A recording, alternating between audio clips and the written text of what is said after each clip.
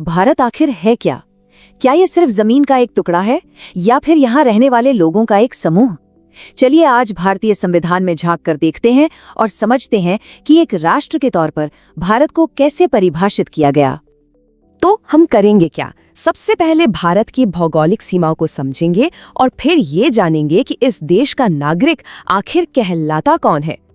चलिए शुरू करते हैं संविधान के सबसे पहले भाग से, जो ये बताता है कि भारत असल में किस तरह का देश है।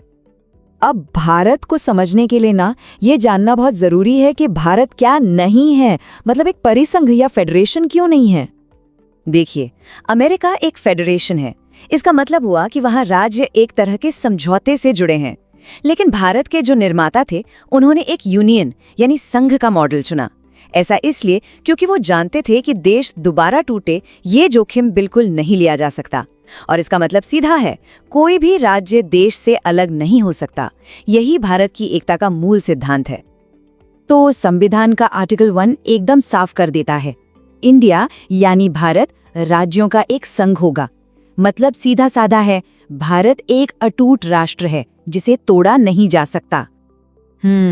लेकिन सवाल यह है कि ये अटूट राष्ट्र बना कैसे? आजादी के वक्त तो भारत सैकड़ों रियासतों में बटा हुआ था, तो फिर इन सबको एक साथ लाया कैसे गया?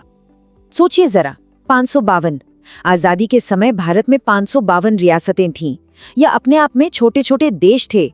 अब इन सबको एक धागे में पिरोना वाकई इतिहास की सबसे बड़ी चुनौतियों में से एक था।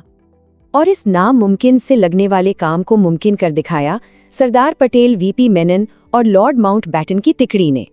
इन्होंने ही अपनी कूटनीति और दृढ़ता से इन सभी रियासतों को भारत में शामिल होने के लिए मनाया। अब देखिए, ज्यादातर रियासतें तो मान गईं, लेकिन 3 थीं, हैदराबाद, जूनागढ़ और जम्मू कश्मीर। इन्होंने थोड़ी मुश्किलें खड़ी की और इन तीनों को, जैसा कि हम देख सकते हैं, अलग अलग तरीकों से भारत का हिस्सा बनाया गया। तो देश तो एक हो गया, पर भारत का नक्शा हमेशा से ऐसा नहीं था जैसा आज हम देखते हैं। और हमारे संविधान ने संसद को इसे बदलने की शक्ति भी दी है। और ये बात बहुत दिलचस्प है, भारत देश के तौर पर तोड़ा नहीं जा सकता, लेकिन भारत के राज्यों को तोड़ा जा सकता है, बदला जा सकता है। संसद के पास ये पावर है कि वो राज्यों की सहमति के बिना ही उनकी सीमाएं, उनके इलाके, यहाँ तक कि उनके नाम भी बदल सकती है। इसके कुछ हाल के उदाहरण तो हम सबने देखे हैं, जैसे साल 2000 में छत्तीसगढ़, उत्तराखंड और झारखंड ये नए राज्य बने। और फिर 2014 में आंध्र प्रदेश से तेलंगाना को अलग किया गया। ये सब आर्टिकल 3 की शक्ति का ही नतीजा है। राज्यों का ये जो बंटवारा हुआ, ये अक्सर बड़े बड़े जन आंदोलनों का नतीजा रहा है। एक बहुत बड़ा उदाहरण है पुट्टी श्रीरामुलु का। उन्होंने तेलुगु भाषी लोगों के लिए एक अलग राज्य की मांग करते हुए 56 दिनों की भूख हड़ताल की थी। उनकी शहादत के बाद ही भाषा के आधार पर भारत का पहला राज्य बना आंध्र प्रदेश।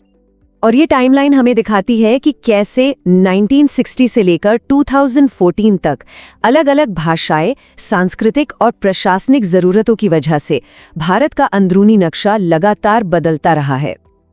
तो चलिए, हमने भारत की जमीन की बात तो कर ली, पर अब सवाल ये है कि इस जमीन पर रहने वाले भारतीय हैं कौन? नागरिकता के बारे में हमारा संविधान क्या कहता है? देखिए, भारत में सिंगल सिटीजनशिप है, मतलब एकल नागरिकता। ये कॉन्सेप्ट हमने ब्रिटेन से लिया है।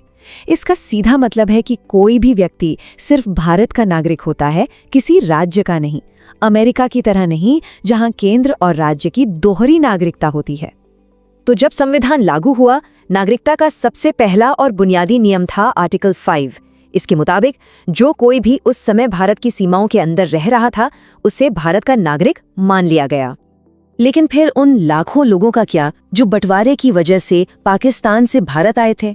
उनके लिए आर्टिकल 6 में खास नियम बनाए गए और इसके लिए एक कट ऑफ तारीख भी रखी गई, 19 जुलाई 1948। और फिर एक और जटिल स्थिति थी उन लोगों की जो पहले तो पाकिस्तान चले गए, लेकिन बाद में एक परमिट पर भारत वापस लौट आए। आर्टिकल 7 इसी स्थिति से निपटता था। तो ठीक है, ये तो तय हो गया कि शुरुआत में नागरिक कौन थे, लेकिन नागरिकता को बनाए रखने या गंवाने के क्या नियम है और भविष्य में इसके कानून बनाने का अधिकार किसके पास है?